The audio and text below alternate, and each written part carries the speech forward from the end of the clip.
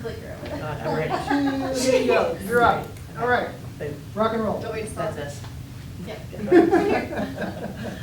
Am I starting? Sure. Okay, so, Will had explained earlier, I started this, the first year we did it with, a colleague of ours, but she's moved on to work at the State Department level with transition. So I was really, really, really, grateful and happy that Brittany and Jada joined me this year to work on this, and, they did a great job.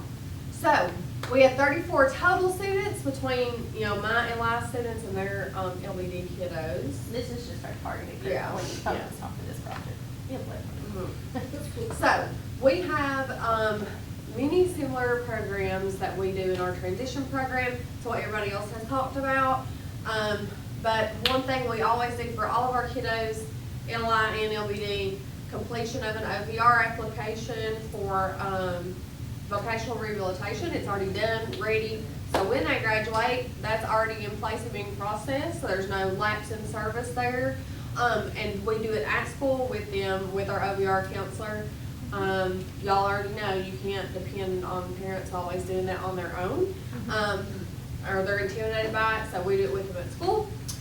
We go to Carl D. Perkins, we do mock interviews, career readiness programs. We have employers in the community come in and do mock interviews. Our community members are wonderful to support this in any way that they can. We have guest speakers, site visits, and then, we do all of those things with our LBD and LI students, and then I do a couple of things that's more LI student specific. So I do a financial literacy program with my kiddos, social emotional instruction with the I can never remember, SLGMI, whatever. Whatever. Yeah. SDLMI. SDLMI, I don't remember the acronym, but I have found that to be What's it called? really great for my kiddos. And then with life skills, independent living, I have some specific LI strategies about it. So looking in our area, 29% of our families are living in poverty. 16.3% of families have a bachelor's degree or higher. 71.7% have a high school diploma, and 12% did not complete high school. So we're trying to push and raise that number of we're going to school, we're doing some kind of post-secondary education, we're getting a certificate. You know, we're not going to sit at home. We're not going to rely on mommy and daddy the rest of our lives. Yeah, and trying to change the mindset that you don't have to be a generational, it don't be a generational thing. Just what your parents didn't go doesn't mean that you can't go further. Yes. So. Okay, so this is basically, you know, So here's our students filling out their OVR applications. We did this early in the year, that way we had time to get them in and get them done, get them processed, and the ones that needed parent signatures. The Carl D. Perkins Center, we've not went yet, but we are going on April 29th, and we're so excited, and we've got our kids, we've got a list of kids that signed up, that's interested, so we're going to go to that. The mock interviews, I want to highlight this a little bit. Miss Dora Seeners, who is phenomenal at the UK 4-H office in our region, she comes in with a couple of her colleagues to do our mock interviews, and I have a list of the questions here if anybody wants to see them.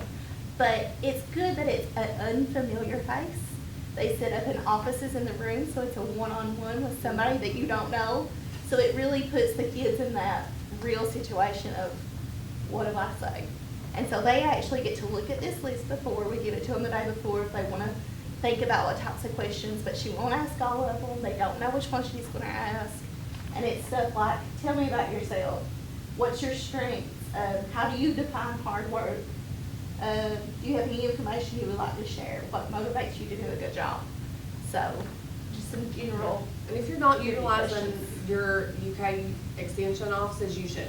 Like we've done a lot of life skills with them too, like they would come in and cook and do nutrition and Yeah. stuff. So y'all, if you're not, you should reach out. So, in with our guest speakers, we've had multiple guest speakers come, but we also set up a career fair where we bring in, I don't know, 10 or 12 different speakers to set up tables, and they talk about very specific fields. There's a lot of hands-on activities that they'll do. the Army Corps of Engineers is wonderful, law enforcement, police officers. And then we also had Kevin Howard and Gary Lowe come in from Central Midwest Carpenters. And that's based out of Grayson, so if anybody's ever visited Knott, if they hadn't had the opportunity to visit that place, it was a good tour. We actually have several kids who are really interested, and it's like, once a week they're coming to the room, hey, can we do this application? I'm ready to apply. But there's a process in applying. Yeah. I think we got a slide on that in a minute. Oh, do we? Okay. Oh, well, here. Oh, here it is. So we did, two of the major industry tours that we did was to the Tech Center in Inez and to the center in Grayson. The Grayson Center will bring our kids in straight out of high school as a freshman. They do a 4-year program. When they finish that program, they get an associate's degree in applied science. But then they go to class for 1 week every 3 months. If they're over 70 miles away, they pay for their hotel room. They start out making $17 an hour at a job site while they're not in class, and every 6 months get a 10% raise. And they partner with people in like throughout the region and stuff to find them, to help them find them those jobs, so that way. But yeah. And the Tech Center is actually moving. It is currently located in downtown Inez, but it is moving to Salyer'sville. I think they're in the process of moving that to a new facility, so it will be located there. So. There's a big sign right up the highway. Is there? Yeah, and it's a little bit different then. I mean, there's some overlap in their programs. The Tech Center, you go and you don't get, it's not like you work and you don't get get a paid degree, as you you go. get a certification. You get a certification. And with they that- have plumbing, right? Yes, they have plumbing, It's like the only one HVAC, that has carpentry, plumbing, yeah. masonry, they have a ton of different Yeah. stuff. And with them, they're a 1 year and you're Yeah. done, and you've got a certification. It's like $10,000, but there's scholarship opportunities to where most kids don't have to pay that. Yeah, they work it around to where Yeah. it's free. Yeah. Got 5. All right. Okay. These are So, just yours. okay, all right. So with financial literacy for my low incident students, there is a complete program on Conover for financial literacy. If you're not using that, check it out. I love it. And it starts on a very basic level, and we'll show you, okay, we're doing good with this, we need to work on that. But honestly, like LED students, it'd be great for them as well. Yeah, and you can thank Dr. Tracy Creech because she was my reference point. So special thanks to her. Thanks. Woo-hoo! Listen, I'm like a big Conover fan for sure. With social emotional, tell me again, SDLMI. That's good, really great for my students, and I could see it being great for specific LBD students, but how can we teach kids to set a goal if they have no idea what a goal is? How can we teach a kid how to be self-determined if they have no idea what that vocabulary means? Realistic goals. Right. And how to create an action plan to meet the goal, right? That's what we've been working on with that recently, so love that. It's okay, that kind of rolls off. So here Here's is. the data. Yes, Let me here's just our data. say that across all the year 2 formerly ARP transition teacher leaders, they have almost 1,300 student surveys this year. That's a lot of data. Over 1,300, and we're not done. No, You know, I've got a few that still have to catch up. You know, we had, 2 months off and we're trying to catch up. But Yeah. we're probably gonna be That pushing is well over the- 1,500. Yeah. Yeah. That's a lot of data. so I do want to highlight that something that we do to get our surveys in that works really well for us is when we're on our way back from a trip and we're on a bus, we'll pull that survey up on our phones and say, do this right now, do this right now. And we're Make sure forcing they our get it kids done. before they even get out of sight to get that in.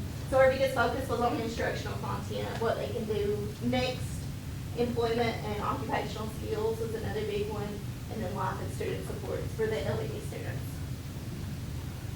And this is our LI students data. Yeah, just keep going. So before, most of our students was at a 2 or a 1, and then this Same. is LI, Mhm. and then LBD students was at a 5 and a 4 in the active. Yep, so we saw an increase on all of it. Yeah.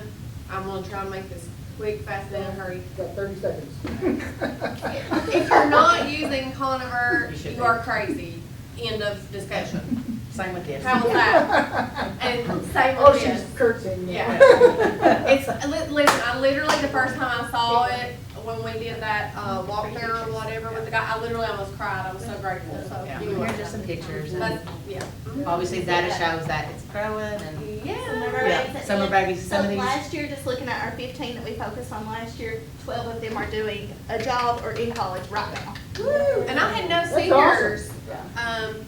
no seniors currently, so yeah. But I'm gonna anyway, tell go this ahead. real quick story because I have a roommate whose mom just had a stroke recently, and she got moved to our rehab facility Tuesday, next to the high school. And this little young lady right here, her name's Marla. My roommate came home last night and she said, I had Marla was my mom's nurse tonight, and I felt confident that I could leave her there, and she was in good hands. I love that. So she is working in the nursing home, and he is phenomenal story right there.